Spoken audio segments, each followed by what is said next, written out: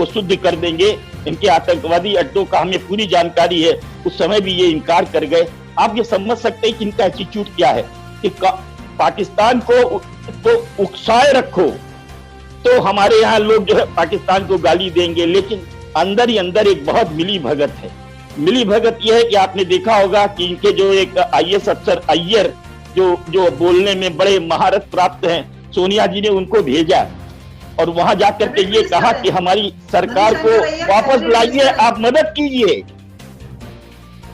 बताइए। और मैंने तो उसको एक राजनयिक के रूप में पाकिस्तान में देखा अपने दौरों में, है ना। वो राजनयिक था, वहां डिप्लोमेट था, लेकिन मुझे क्या मालूम था कि वो इतना बड़ा पाकिस्तानी परस्त निकलेगा। तो आप ये देखिए कि वो जाता रहता है और वहां जाकर के वो कह रहा है, आग्रह कर रहा है, हाथ जोड़ के प्रार्थना कर रहा है कि पाकिस्तान उसका साथ दे।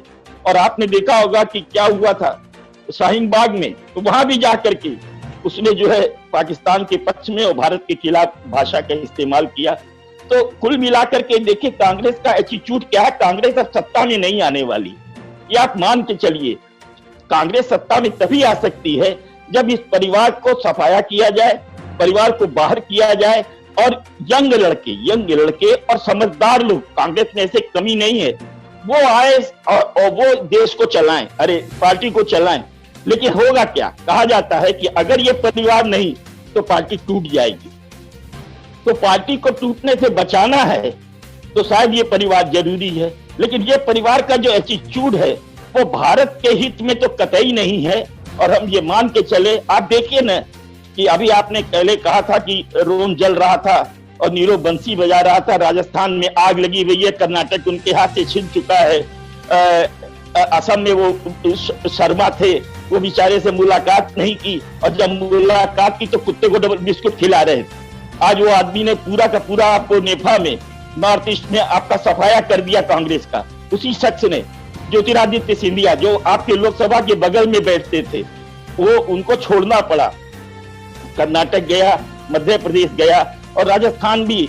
हो सकता है कि गहलोत अपनी कारगुजारी से, अपने चालाकी से हो सकता है सरकार बचा लें, लेकिन वो कांग्रेस को शायद ही बचा पाएंगे, क्योंकि जिस तरह से गालियां दी गई हैं, निकम्मा, कामचोर और पीठ में छुरा भोंकने वाला धोखेबाज, और खुद को अशोक गहलोत कहते हैं मैं सब्जी बेचने नहीं आया, मैं बैगन बेचने नहीं आया हूं, मैं मुख्यमंत्री हूं, 18 महीने से मेरी कोई उससे बात नहीं हुई। वो सरकार कैसे चल रही होगी जरा सोचिए। राहुल गांधी को या सोनिया गांधी को या ये प्रियंका वाड्रा बात भी कर रही है उनसे कि आपके लिए दरवाजे खुले हैं, और चीफ मिनिस्टर जो है सीधे सीधे गरिया रहा है। आप ये सोचिए कि कहाँ है आला कमान। आला कमान को किस तरह से मतलब अपनी मुट्ठी में लिया अशोक गहलोत ने।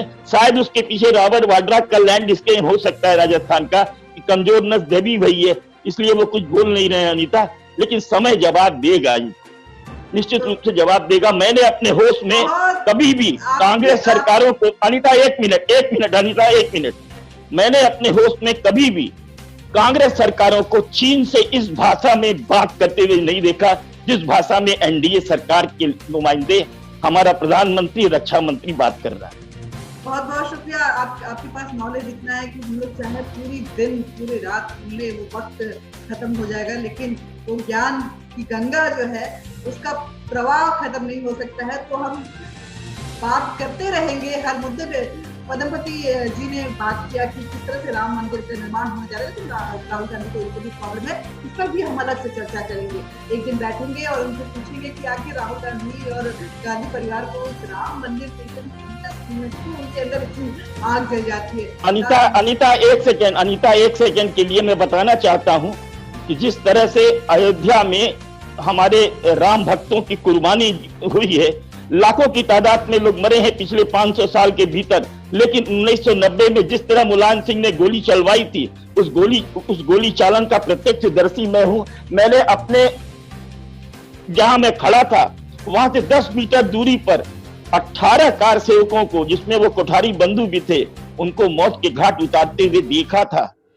तो मैं उसकी बारे में चर्चा हम लोग अगली बार करेंगे, और मैं बताऊंगा कि जो लोग आज बोल रहे हैं, चाहे वो समाजवादी पार्टी हो चाहे कांग्रेस हो, और जिस तरह की भाषा का इस्तेमाल किया जा रहा है कि प्रधानमंत्री वहां न जाए, कोरोना का ध्यान दें।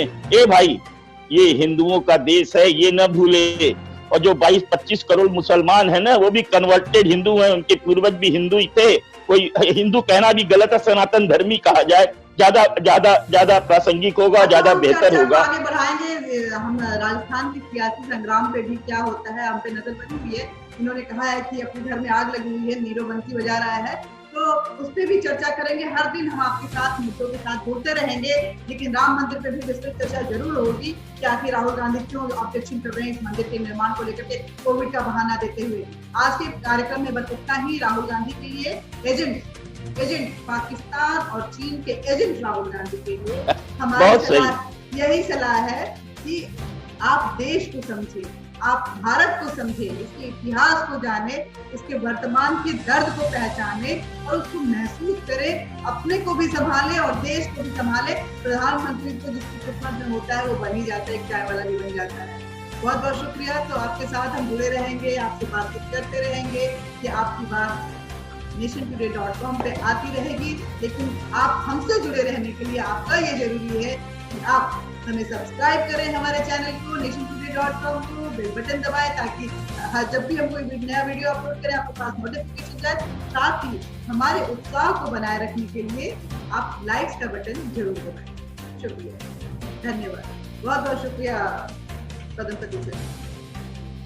नमस्कार। नमस्कार।